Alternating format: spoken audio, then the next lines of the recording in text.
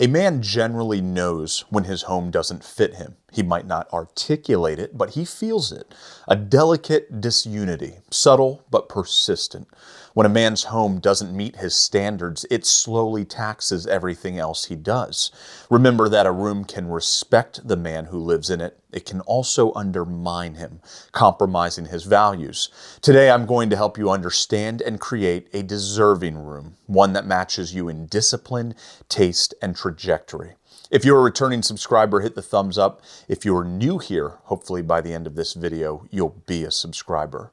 Remember that if you would like our help in designing your room, you can have that help by clicking the link in the description below.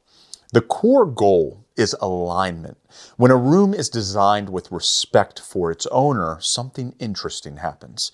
He starts to maintain it. It's kept orderly. He spends time there because he wants to, not out of obligation, but a returned fondness. Rooms that feel deserving of their owners do three things well. The first is prudence in selection. Eliminating excessiveness, nothing feels accidental. The materials feel chosen rather than defaulted to. This approach lowers visual noise, and without that noise, nothing has to scream for attention. Give this a try in your room. Remove one object that only exists because it was easy to buy, already there, or had nowhere else to go. Don't replace it, don't upgrade it, just remove it. If the room feels calmer instead of emptier, you've just lowered visual noise. Secondly, the room carries weight. Genuine materials, honest finishes, visual gravity. The room feels anchored and decisive, and that's always easy to get behind. One way you might do this is to replace a lightweight or temporary feeling item with something more authentic. You could try swapping a hollow side table for a solid wood one. Replace a lightweight lamp with one made of real metal, or move one stable, difficult to ignore piece into the room. A solid desk, a reading chair, an impressive sideboard or cabinet. Before you buy anything, look around the house. You may already have something that's perfect for the task. Finally, character continuity. This is when the man in the room feels like the room could only belong to him. Not a magazine, not a rental, not a fleeting phase.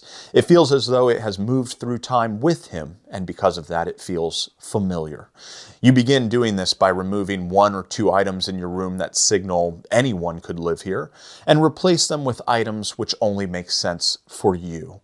A book you've read and constantly return to, an object tied to a period in your life, a framed commemoration with personal relevance, or a tool or instrument connected to your interests. It wouldn't make sense in someone else's home, but it makes sense in yours.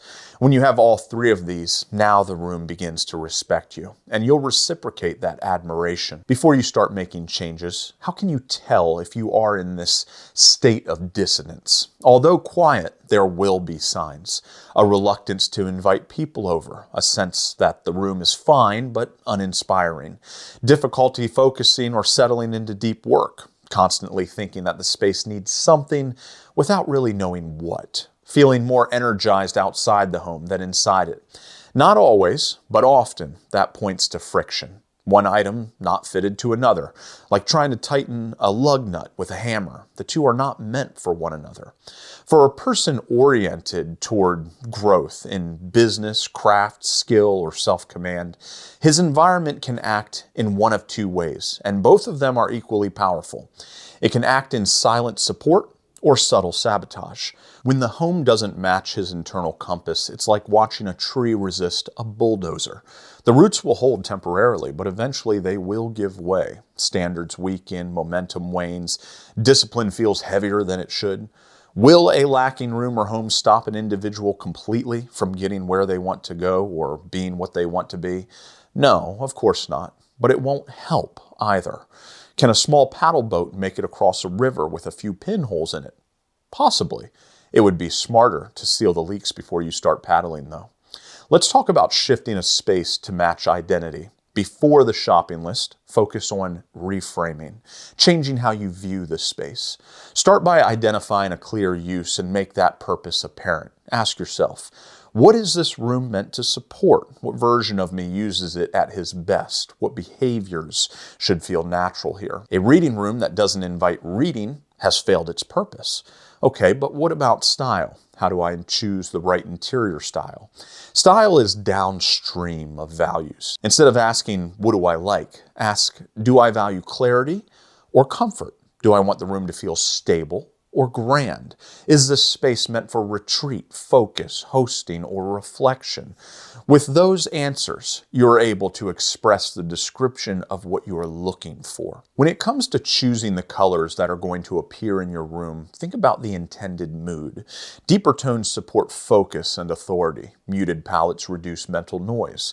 Contrast exemplifies deliberate decision.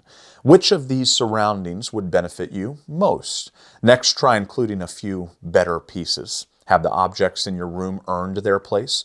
Are they anchors or distractions? Do they feel provisional or permanent? A room that presents itself as resolute will have pieces that require commitment.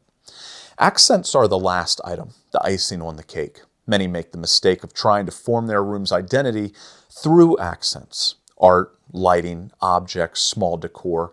These are only added after the identity is confirmed. They're punctuations to well-written sentences. You wouldn't place a question mark or exclamation point before the beginning of a sentence. That would leave your reader confused. Only after forming a coherent thought would you choose the punctuation that's best suited to the message's purpose. When a man has the room he deserves, it doesn't just motivate. It permits. It permits focus. It permits serenity. It permits pride.